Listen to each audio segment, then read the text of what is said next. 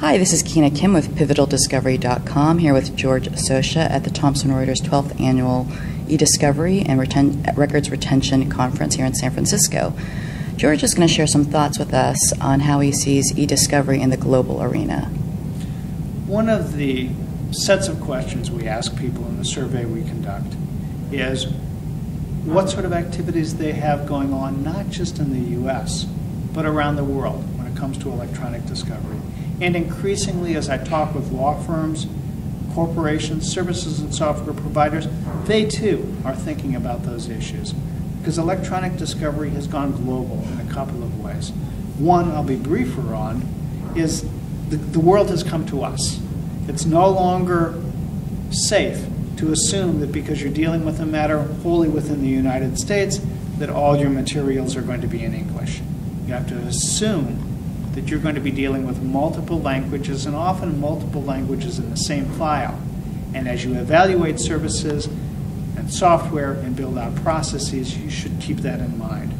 The other thing is that electronic discovery activities really are spreading around worldwide. When we talked with the 155 organizations we talked with last year, they reported engaging or having been engaged in electronic discovery activities in 83 different countries, from as far apart as Ghana in West Africa to China, Singapore, Hong Kong, and the like. It's quite a challenge. It is. It's an enormous challenge. There are a series of issues that have to be dealt with. Of course, about language and cultural barriers.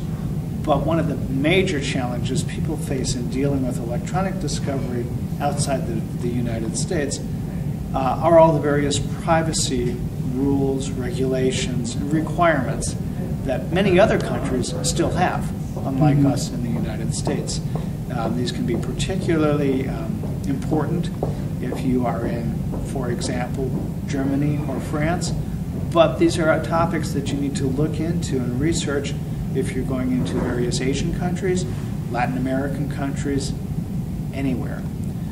It is really, the world really is flat, and in this part, electronic discovery very much part of that flat world. So in terms of the companies looking for experts in these arenas, especially going to one source, that's a pretty big challenge. How do you think that can be addressed? Very few providers are in a position to offer experts worldwide. You have to pick and choose, and there aren't a lot of choices these days. This is the 12th annual conference we've run here in the U.S. We also have a conference we've done for 4 years now in the U.K., where the market is much smaller, but growing more sophisticated. We haven't done these conferences elsewhere. You can only be so many places. But what we are seeing is that at least in some countries, I know Canada, Australia, as well as the UK, they are beginning to build their own, if you will, indigenous electronic discovery industries. Right. And I haven't seen a lot of that happening in other areas, but I fully expect to see that take place in India, where so far they've been focusing primarily on serving the U.S. But I know some of it's happening there. In China, I know there's some activities going on, and various other Asian countries. I think we're not going to see so much activity out of Latin America. I think that will come later.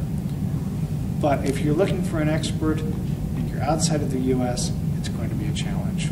There will be some interesting opportunities as well as challenges coming down the pipeline. With opportunity, or with challenges, comes opportunity. Absolutely. Thank you very much, George.